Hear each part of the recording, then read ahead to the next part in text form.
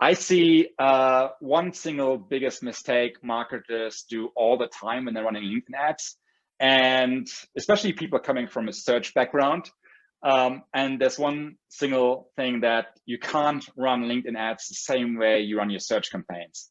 It simply does not work. There's no way. And it doesn't work because on LinkedIn, you need to have a different mindset completely. So let's look at this a bit more in detail. So on search, for example, think about like Google search or like Bing, for example, a search query that someone types into the search field triggers your ad. This means that obviously you need to be relevant, right? You need to be showing results that solve their problem fast. Give me that article, or let me schedule that demo, or I want to find information about this, or whatever. With search, you need to convince your people, the searchers, that your product or service or your content is the right for the searcher. So search is really a pull medium, right? So this is, people are looking for answers and you give them a solution. Now on LinkedIn ads and just social ads in general, visitors on social are quite bored. Think about your own behavior. Like, when do you use LinkedIn? You probably, if you're like similar to me, you use LinkedIn like in between waiting for the next Zoom meeting, or maybe waiting at a traffic light, or maybe sitting on the couch, watching some telly. You're basically using LinkedIn to, find out what's going on in your network, to maybe learn something new, to maybe, connect with people, see what they're up to. And this means that LinkedIn marketers or advertisers need to be unexpected. You're basically interrupting their experience, you're interrupting their feed, and you're pushing out messages instead of pulling people in. It's a push medium, it's a push format.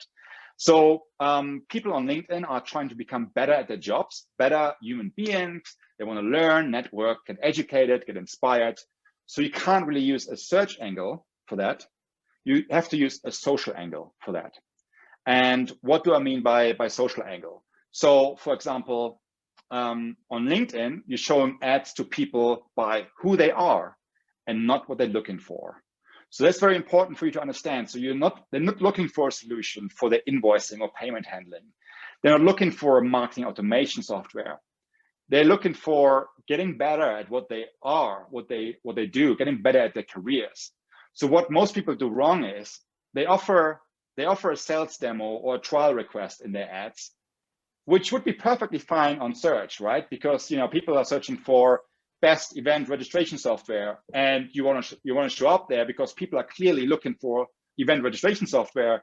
On LinkedIn, the chances are, unless you're like a well-known brand, your campaigns are probably going to fail in 95% of the cases if you're running the same strategy on search.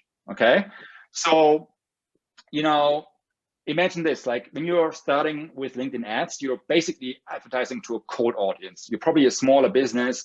People don't know you necessarily as a brand. And even if you did like a call to action with like book your demo today, you might get some people to click on your ad. But the problem is that LinkedIn will basically give you a very, very poor relevancy score, which means that your ad won't even show up on LinkedIn because LinkedIn thinks it's not relevant, which makes it almost impossible for you to scale that channel further down the line. And as you know, marketing channels need to be scalable and provide ROI in order to be good channels. So that makes it really difficult. And I've seen lots of examples where people just waste the budgets, not getting results, and just get frustrated with it. But the problem is they're doing the wrong offer, simple because they can't do that trial bottom of the funnel offer. Now, to visualize this a bit more for you, to help you understand it a bit better, this is something that AJ Wilcox, the guy I mentioned about, developed. This is called the content friction framework of funnel.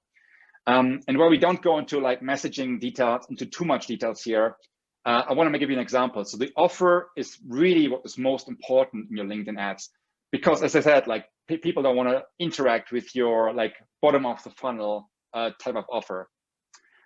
So here in this example, you see like on the top of the slides, you see like the infographic promotional blog post. And sometimes people do that, right? Because on LinkedIn, you can promote your blog or your post, and people do that, but they're not getting much results.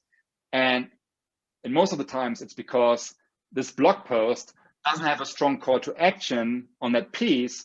So you're paying around €6 to €9 per click, but you're not going to have a high conversion. So your cost per conversion is going to be extremely high and it's not going to work. It's more like for Facebook where it could work, where, where it's much lower cost per click. So you can't really go with the bottom. You can't really go with the blog post.